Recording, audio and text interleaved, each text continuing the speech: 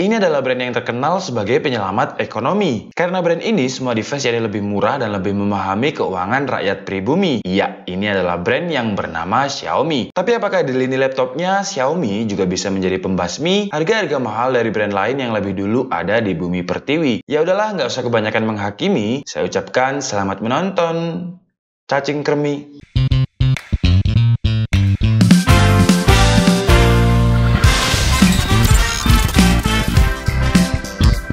Hai guys, Andika di sini, dan sesuai dengan banyaknya requestan kalian, hari ini kita akan mereview sebuah MacBook dari Cina.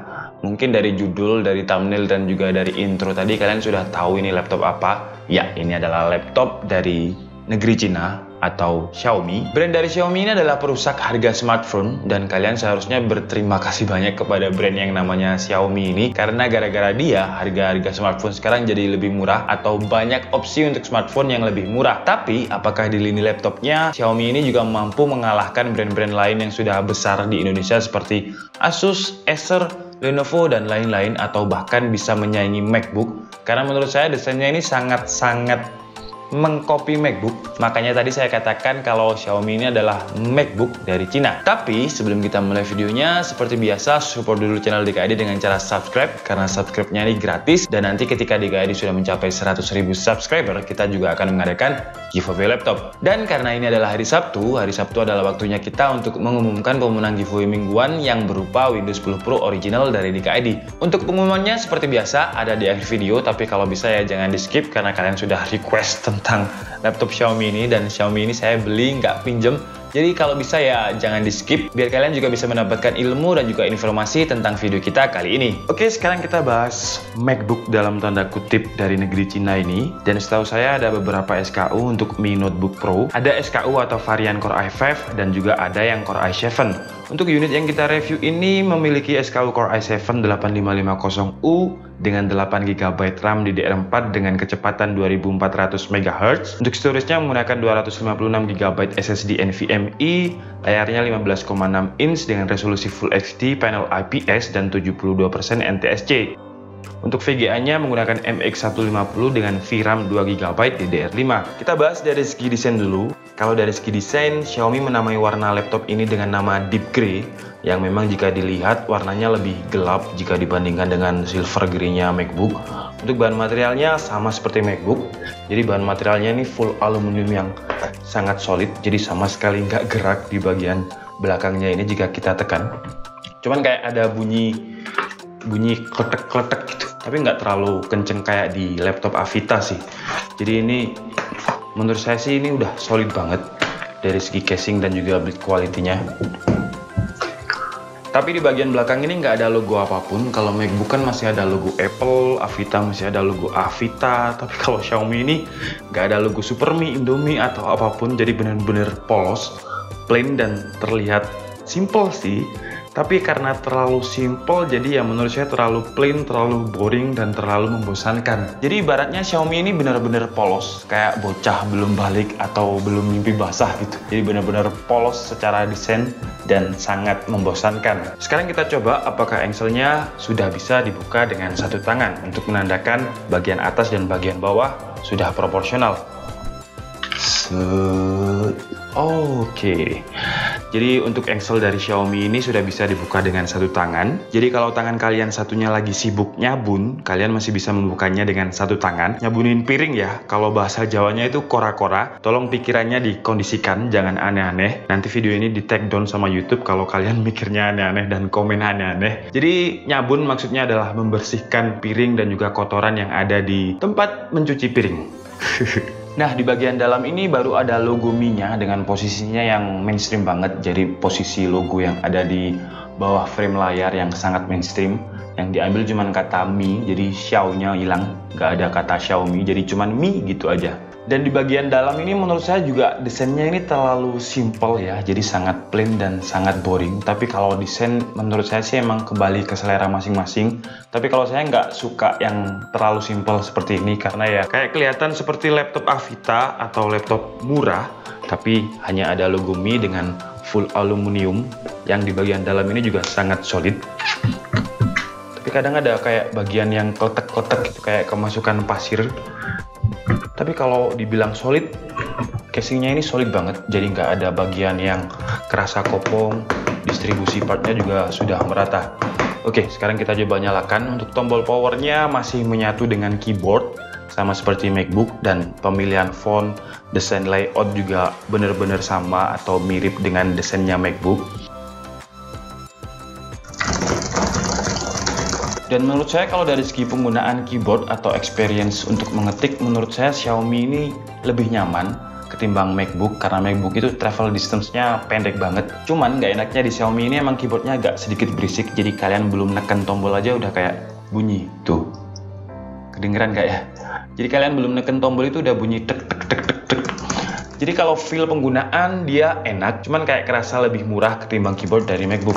Untuk keyboardnya sendiri juga sudah single LED backlight, sama persis seperti dengan keyboard dari MacBook. Tapi yang patut diapresiasi menurut saya, Xiaomi ini meskipun laptop ini dimensinya 15,6 inch, tapi Xiaomi mampu menjadikan laptop ini sebagai salah satu laptop yang cukup tipis dengan tebalnya hanya 1,6 mm. Jadi tebalnya ini hanya 1,6 mm. Tapi emang untuk berat, karena dia full aluminium, jadi masih cukup berat ya, dengan berat sekitar 1,98 atau ya kita bilang aja 2 kg. Dan di bagian bawahnya banyak sekali stiker, jadi kalian akan mendapatkan Microsoft Office 2016 secara gratis, dan juga ada stiker Nvidia, stiker Dolby Atmos, stiker HDMI yang menurut saya nggak terlalu penting. Dan untuk speakernya dia menggunakan Infinity Harman. Untuk Windowsnya sudah Windows Ori bawaan, Windows 10. Untuk ukuran touchpadnya cukup besar dengan dimensi 8,4 x 12,8 cm. Jadi touchpadnya berbeda dengan MacBook yang memiliki dimensi yang melebar. Jadi kalau touchpad dari MacBook itu biasanya dia nggak terlalu tinggi, cuman melebar ke sana. Nah, kalau dari Xiaomi ini dia touchpadnya cukup lebar dan juga cukup panjang. Jadi armrestnya di bagian sini, kalau kalian lihat tangan saya udah cukup besar, cuman kalau saya gunakan untuk armrestnya ini akan kerasa lebar banget dan sangat nyaman untuk mengetik. Yang saya nggak suka ya, touchpadnya ini udah enak banget. Touchpadnya ini surface-nya juga surface glass dengan sensor haptik yang juga ada di seri-seri MacBook dengan respon yang sangat enak, cukup nyaman. Cuman yang saya nggak suka adalah ada jerawatnya di sini ya, atau ada kutil di sini. Ya, itu adalah fingerprint. Jadi kadang kalau kita browser berselancar menggunakan touchpad ini, kadang kayak ada yang ganggu gitu. Yang ini adalah fingerprintnya. Seharusnya fingerprintnya mungkin ditaruh di sebelah sini atau di sebelah sini, jadi nggak menyatu dengan touchpad. Misal pengen menyatu, harusnya dibikin kotak dan terlihat menyatu, jadi nggak terlihat seperti kutil atau jerawat seperti ini. Meskipun terkesan jiplak banget dengan desain MacBook, tapi Xiaomi ini tidak memiliki desain yang unibody seperti MacBook. Jadi jika kalian ingin membuka bagian dalamnya akan sangat mudah jika kalian ingin mengupgrade mungkin beberapa part di dalamnya. Tapi perlu kalian perhatikan, di sini ada baut yang tersembunyi. Jadi di bagian sini itu ada skrup atau baut satu yang tersembunyi di sini. Kalau di bagian 4 ini nggak ada bautnya, jadi bautnya hanya ada satu di sini yang tersembunyi. Kemudian untuk baut lain ya seperti biasa standar. Jadi pastikan kalian membuka juga baut yang ada di tengahnya sini. Dan di dalamnya terdapat dual fan yang jarang banget ditemukan di laptop tipis. Laptop tipis yang dual fan yang pernah saya review itu hanya MSI PS65 dan PS42 Prestige. Untuk ZenBook yang pernah saya review, kipasnya juga masih single fan. Kemudian terdapat dua slot SSD PCIe NVMe, yang satunya sudah terisi dengan 256 GB dari Samsung dan yang satu lagi kosong. Nah, sekarang kalau ada pertanyaan mending dikasih Intel Optane atau SSD, jawabannya adalah SSD.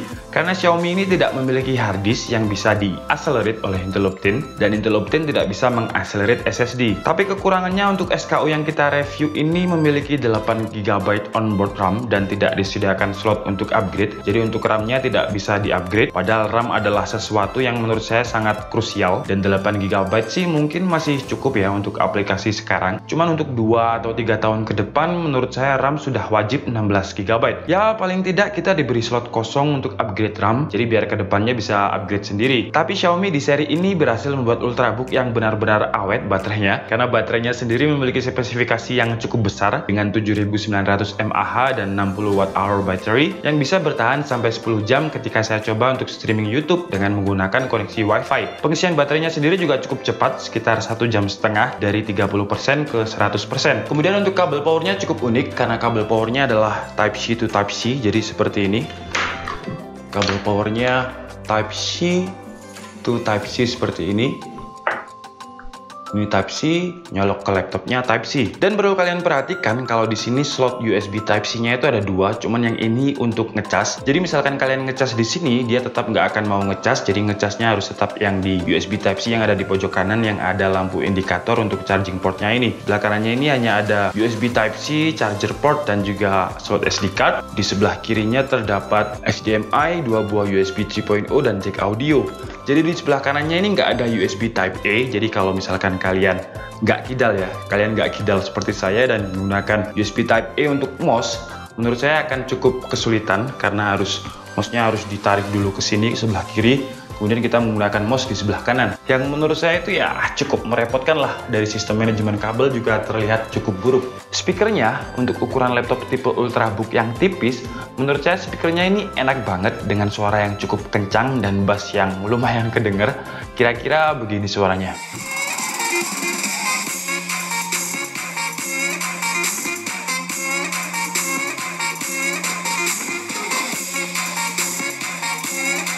Kemudian untuk layarnya, layar dari Xiaomi ini memiliki spesifikasi 15,6 inch, tapi terlihat 14 inch ya karena bezelnya yang tipis ini. Dengan resolusinya Full HD dengan panel IPS glossy, 72% NTSC atau sekitar 100% sRGB. Jadi dari segi gambar sudah sangat terlihat cerah, saturasi warnanya tajam, nggak pucet. Layarnya juga terlihat seperti menggunakan bahan material kaca, ciri khas dari laptop touchscreen. Sayangnya karena laptop dari Xiaomi Notebook Pro ini layarnya seperti kaca atau glossy, jadi jika kalian gunakan di luar ruangan atau di ruangan yang cahayanya sangat terang, layarnya ini kadang akan sangat reflect.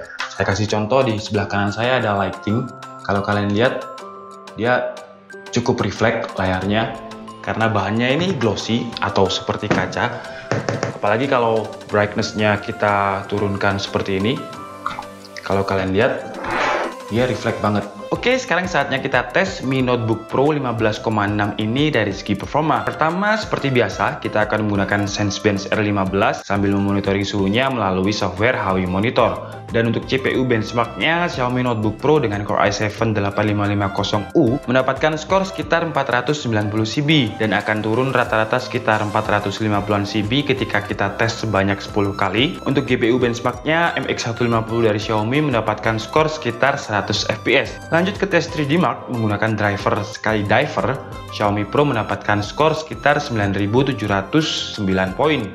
Oke, sekarang saatnya kita tes gaming. Pertama kita menggunakan game PUBG Steam dengan settingan medium dan FPS yang didapat menggunakan settingan ini sangat playable di angka 40-50-an FPS. Jadi langsung saja kita coba di settingan ultra. Di settingan ultra ini masih playable tapi FPS-nya ya drop menjadi sekitar 25-30-an FPS. Jadi settingan paling nyaman untuk bermain game PUBG di laptop Xiaomi ini adalah settingan medium biar mainnya nggak nge-lag.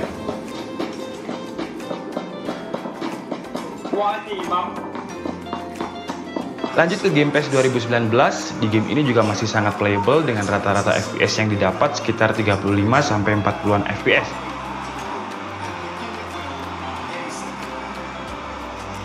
Di Battlefield 5 dengan settingan HD 1280x720, settingan medium juga masih playable di angka 30-40-an FPS.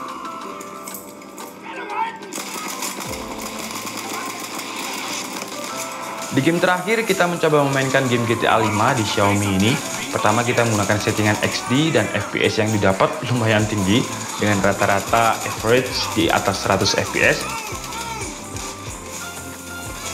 Jadi langsung saja kita coba di settingan Full XD rata kanan dan FPS yang didapat ternyata masih lumayan dan sangat playable di angka 80-an FPS. Ketika semua stress test benchmark dan juga gaming ini, di bagian keyboard dan juga armrest ini sama sekali nggak kerasa panas. Cuman yang kerasa panas adalah di bagian atas keyboard. Jadi posisi di sini ini ya nggak panas sih, anget. Cuman kalian nggak akan merasa keganggu kalau menggunakan laptop ini dengan kondisi waktu yang cukup lama karena bagian keyboard dan juga armrest sama sekali nggak kerasa panas. Oke guys, jadi cukup segitu aja video kita kali ini dan kesimpulannya Mi Notebook Pro ini versi DKID adalah Pertama, kelebihannya meskipun Xiaomi ini menggolongkan atau mensegmenkan laptop ini sebagai ultrabook yang tipis dengan prosesor seri U dan juga VGA MX series yang memang ditujukan kepada laptop yang ultra low power, tapi Xiaomi tetap tidak mau tanggung-tanggung dengan menanamkan sistem dual fan, karena jarang banget saya temukan laptop ultrabook yang tipis itu menggunakan dual fan. Yang akhirnya secara performa meskipun menggunakan prosesor seri U dan juga VGA MX series, laptop dari Xiaomi ini performanya cukup optimal, terbukti dari beberapa game yang FPS-nya sangat playable tadi. Kelebihan lain dari segi layar sudah sangat top notch dengan resolusi Full HD, panel IPS, dan yang paling penting adalah 100% sRGB. Jadi buat kalian yang suka editing maupun entertainment, gambar-gambar atau saturasi warnanya akan terlihat sangat jelas. Kemudian untuk keyboard dan juga touchpad juga sudah nyaman banget dengan speaker yang sangat premium dan kerasa sangat kencang dan sangat ngebass. Jarang banget kalian temukan laptop tipis dengan suara yang sekencang Xiaomi ini. Kemudian dari segi baterai juga spesifikasinya sangat tinggi dengan 60 Wh yang bisa bertahan sampai 10 jam.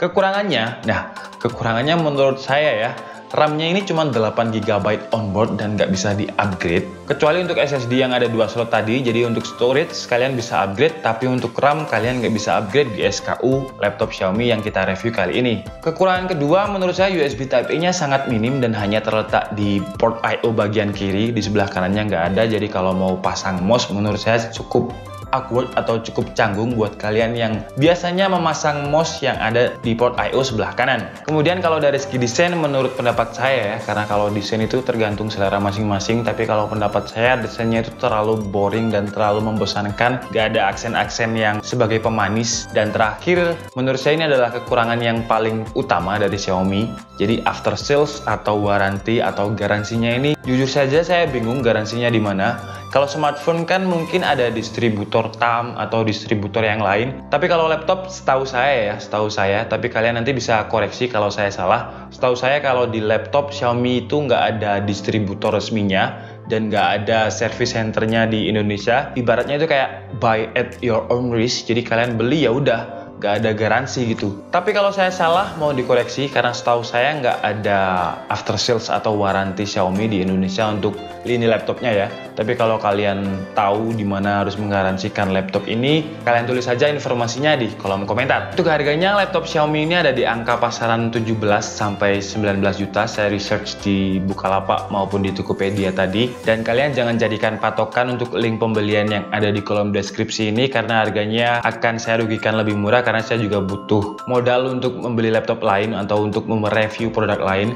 Karena saya beli laptop ini hanya untuk memenuhi requestan kalian dan hanya beli satu, dan saya nggak akan nyetok untuk di store di KID ya. Karena menurut saya kekurangannya yaitu tadi, tidak ada after sales atau garansi yang jelas untuk lini laptop Xiaomi, dan jadinya ya buy at your own risk. Tapi sekali lagi di link pembelian di KID yang ada di kolom deskripsi jangan dijadikan patokan, karena harganya di bawah itu saya rugikan, jadi itu bukan harga patokan dari harga asli dari laptop Xiaomi ini. Oke guys, jadi sebelum kita akhiri videonya, mari kita cari pemenang untuk Windows 10 Pro original minggu ini. Karena videonya udah sangat panjang, langsung saja kita cari pemenangnya. Dan pemenang untuk minggu ini adalah Power 333 Boom. Kita cek dulu apakah sudah subscribe channel DKID. Yeay, sudah. Selamat kepada Power 333 Boom. Aduh, namanya susah banget. Anda mendapatkan lisensi Windows 10 Pro original dari DKID. Mohon diinfokan kontaknya melalui DM atau email DKID yang tertera di deskripsi. Buat kalian yang belum menang, jangan berkecil hati karena minggu depan akan kita undi lagi. Oke guys, jadi cukup segitu aja video kita kali ini. Saya minta maaf apabila ada kesalahan dalam penyampaian informasi. Seperti biasa, kalian bisa mengkoreksinya di kolom komentar. Saya Andika Setiabudi and see you on the next video. Bye-bye.